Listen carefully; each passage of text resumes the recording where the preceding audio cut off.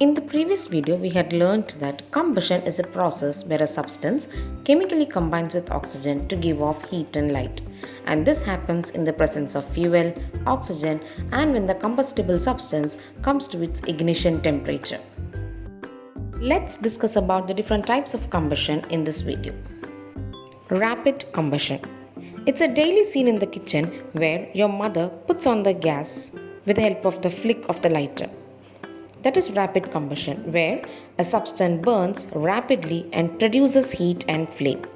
Burning of petrol, kerosene, etc. all comes under rapid combustion. A small heat in the form of a spark or fire from a matchstick can bring these substances into rapid combustion. The next type of combustion is spontaneous combustion. Chemicals like white phosphorus and yellow phosphorus suddenly burst into flames without any external cause.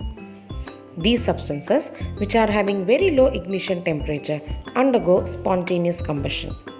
Forest fires are another example of spontaneous combustion where the fire starts within seconds. What happens when you burn firecrackers? Yes, they produce a lot of heat, light along with sound. That is the third type of combustion, which is explosion.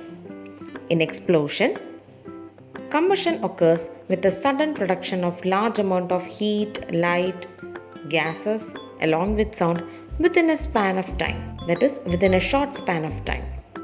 Bursting crackers or explosion of a bomb are examples of explosion. So how do we control combustion when it goes out of our control?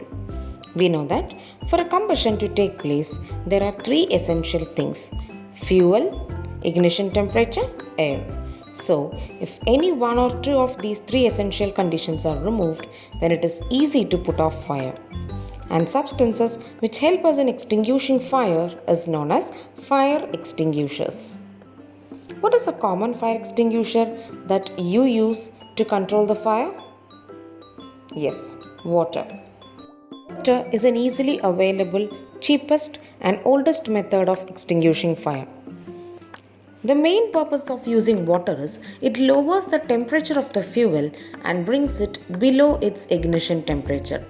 Also, the water vapors that are formed here will surround the combustible material and hence there is a cut off in the supply of air. Hence, two conditions, that is presence of air and ignition temperature, is put off and hence the combustion can be controlled. But we should never use water to extinguish fire due to electrical short circuits or due to oil and petrol. Why it is so? It is because we know that water is a very good conductor of electricity. Hence, if we use water to extinguish fire due to electrical short circuits, there are high chances that you may get a fatal shock. What about in the case of oil and petrol? We know that oil and petrol, being less denser than water, will float on water. Hence, instead of putting off the combustion, this oil along with the water starts floating and spreads the fire to the surrounding area. So what can be used as a fire extinguisher in these cases?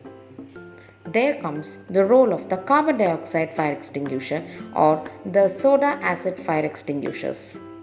On pressing the nozzle of this extinguisher, carbon dioxide gushes out from the nozzle. We know that carbon dioxide is better extinguisher because it does not support combustion. As well as carbon dioxide is heavier than air. Hence, it lies low in the atmosphere. Now these red color cans are very familiar to you whenever you enter into an office, a school or any other buildings. Carbon dioxide extinguisher is a portable active fire protection device that works by expelling carbon dioxide onto a fire. They are very common form of extinguishers and they are usually used in situations where water or other type of extinguishers cannot be suitable. This is a clean extinguisher as it leaves no residue on the sprayed area or on the used area. As discussed, since carbon dioxide is a heavier gas, when it is sprayed over the fire, The carbon dioxide forms an envelope or a blanket around the fire, cutting off the supply of oxygen. At the same time, when carbon dioxide tries to expand, the temperature of carbon dioxide decreases, and on expanding, the temperature of the combustible substance also comes down below the ignition temperature. So, this is how a carbon dioxide fire extinguisher works, by cutting off the supply of oxygen and bringing down the temperature of the combustible substance below its ignition temperature. I hope that this video of combustion was very informative and helpful for you. I'll be back with another video of combustion. Meanwhile, like, share and subscribe the channel.